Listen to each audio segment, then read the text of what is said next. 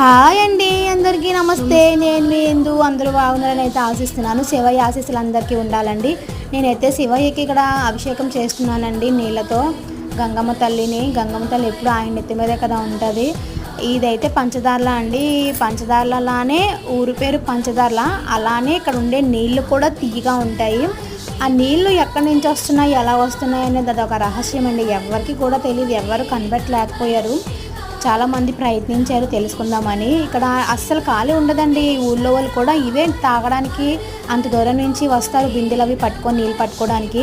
అలా వస్తూనే ఉంటారు జనాలు, అస్సలు ఖాళీ ఉండదండి ఇక్కడ. ఈ నీళ్ళకైతే ఫిల్టర్ వాటర్లా ఉంటాయి, చాలా బాగుంటుంది వాటర్ అయితే. తర్వాత ఇక్కడ గుడి కూడా చాలా పురాతనమైన గుడి అండి. స్వామివారిని దర్శించుకోవడానికి డైలీ భక్తులు వస్తారు.